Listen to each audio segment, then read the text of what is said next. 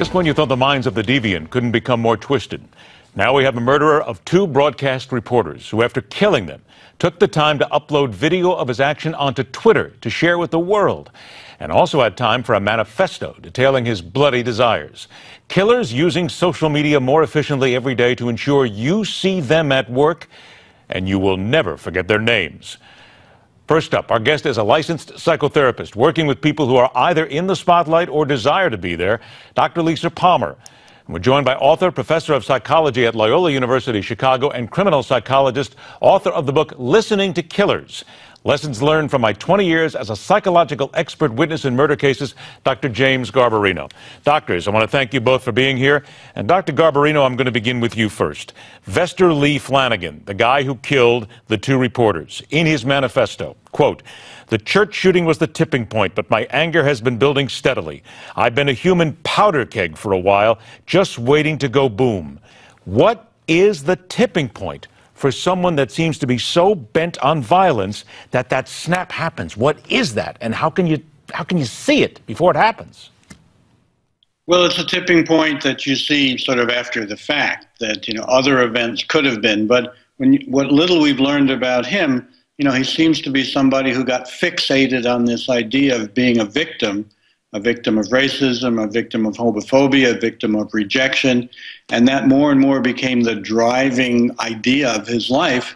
And so, now he says this one event in South Carolina sort of crystallized that. And it may well be the tipping point, but obviously this is not something of him snapping out of a normal pattern. He was building up to this, and this grandiose sense of himself as a victim was fueling and propelling this, coupled with whatever other difficulties he's had in the way his brain was processing emotion or thinking clearly or connecting with these legitimate grievances that people have about the categories they're in. Is that what we need to look, though, for, Dr. Garbarino? Is, you mentioned the word victim.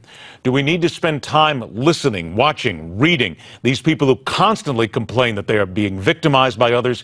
And maybe that is at least an indicator that something might be bubbling under the surface. Well, I think it is important, because the other side of that is this sort of grandiosity about it, which people would often refer to as a kind of narcissism, this excessive, bloated sense of self-importance. And when people with a narcissistic pattern feel rejected, they have what's called narcissistic injury, which is equally, so their inflated sense of self is commensurate with this equal sense of being massively victimized. And to an outsider, it may not look like that at all, but inside their mind, inside their heart, inside their psyche, it becomes this grotesque violation, and they see their response as being commensurate to the grotesqueness of the violation they've experienced. So it's a very dangerous combination. And when you throw, of course, guns into the mix, and then you throw the possibility of glorifying yourself still further on social media, as we saw today, it's a very dangerous mix. And that's where I want to go. Social media. Dr. Palmer, we are a society that is driven by it.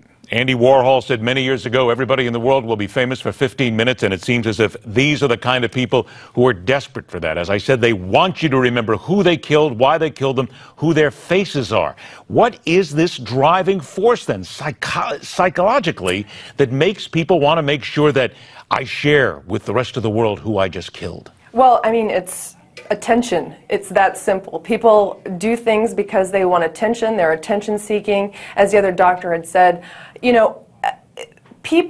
there are so many crazy people in the world. I mean, if you really knew about how many people with mental health illnesses you're surrounded with every day, you'd be frightened and completely astounded. I mean, 1 in 5 Americans actually suffer from mental health issues. Well, let me stop you there if I can, because you hit on a good point. I've only got a minute left, but I want to ask you this.